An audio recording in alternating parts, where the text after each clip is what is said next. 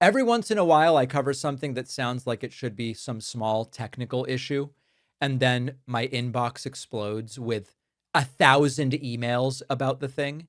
And that is exactly what happened after I talked about people claiming they had been mysteriously unsubscribed from my YouTube channel.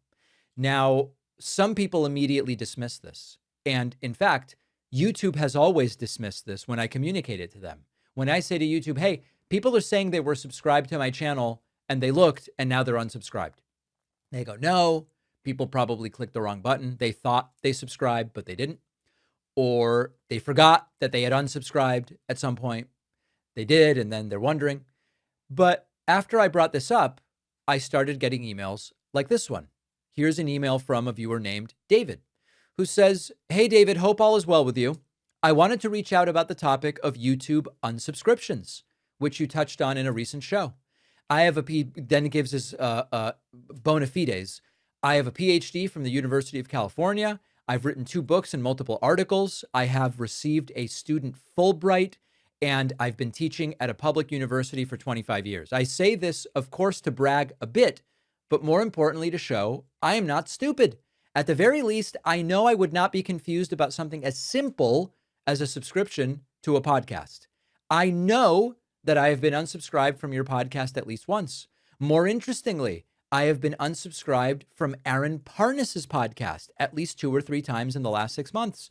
I can't help but raise an eyebrow about the unsubscriptions from Aaron's show, which keeps the Epstein files front and center in the public's consciousness. In my mind, the unsubscription issue is a real thing. The question I have is whether or not podcasts that focus on certain topics like Epstein have higher unsubscription rates. Hopes you or someone on your team reads this. Now, notice something important here. The interesting part isn't whether this particular person is right or wrong. I was definitely subscribed. The interesting part is everybody is independently reporting the same experience. Whenever hundreds or over 1,000 people write in and describe the same damn thing, we have to ask questions about it. Now, that doesn't mean the explanation is sinister or that there's a conspiracy. Maybe it is, maybe it isn't. But it also doesn't mean you dismiss everybody as confused. And so far, every time I've asked about, listen, dozens of people every month, hundreds of people over a period of time, they're saying they were subscribed and now they are no longer subscribed. Now, there are several possible explanations. We've got to give a differential diagnosis. Could there be some user error? People have multiple devices. Maybe they have multiple Google accounts. They hit subscribe with one Google account to my YouTube channel, and then on a different device, they're logged into a different channel. They're not subscribed. Yeah, that's possible. That's possible. Is it possible someone was already subscribed and thinking they were subscribing, they actually unsubscribed? It's possible.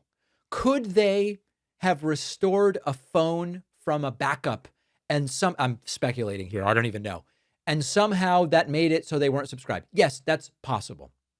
Second possibility, are there software bugs or issues related to latency and internet connections? If you've used modern technology, you know that subscriptions and notifications and settings and preferences, sometimes they can change in unexpected ways. And companies put out bug fixes because software is not perfect and something like that. Is that possible? Is it possible that there was some internet latency issue where someone hit subscribe, but it didn't reach the server? And I don't know. And then there's the third possibility that is harder to evaluate, which is that there are really complicated recommendation systems with billions of interactions, and there can be synchronization bugs or edge cases without anybody being targeted. That is all totally possible. And these are claims that need evidence. At the same time, pretending that every report, even when I get 1,000, must be user error isn't really evidence either. So what I want to know is, how common is this? Are people in my audience, forget about my YouTube channel, are you finding yourself not subscribed to other channels you had subscribed to? Are people who watch primarily non-political content finding that they are not subscribed to stuff they believe they were subscribed to? I got to tell you one thing personally. For me, I've never found myself unsubscribed from things I thought I had subscribed to, but I've often found myself subscribed to things I definitely had not subscribed to. Sometimes I think that there are sort of like subscription recommendations that can be surreptitiously hidden and people accidentally subscribe to stuff. But the point is, usually platforms recognize we want to get more people subscribed to content, not unsubscribed, because that increases their time on our platforms. So I want to hear from you. Are political shows more affected than cooking shows, sports, comedy? Or are people more likely to notice when it's a show they follow every day versus one that they don't? These are empirical questions. I think the platforms are much better positioned to answer these than anybody in the audience could. But in the meantime, here is something practical. If you're watching this because someone sent it to you or because it randomly appeared in your feed after weeks of not seeing my show, take 5 seconds and just check whether you're subscribed. Not because I know YouTube is unsubscribing people or there's a massive plot, but just because we got 1,000 reports since I brought this up last week of people saying, I'm sure I was subscribed, I checked, and I'm not. If you look and everything looks normal, great. If you discover you've somehow been unsubscribed, please leave a comment on this video saying, I just checked and I was unsubscribed. That way we can then take the comment and send it to YouTube. The goal is not to prove a preconceived theory. We want to gather evidence and figure out, are these isolated anecdotes? Is it user error? Is it a software issue? Is it something else? I think it will be much more productive than assuming anything. On today's bonus show, a U.S. judge has nullified a deal to resolve Trump's IRS lawsuit. It has been nullified. We are going back to the beginning. Todd Blanche now has to win over, not over Democrats, but skeptical Republicans if he wants to become permanent attorney general.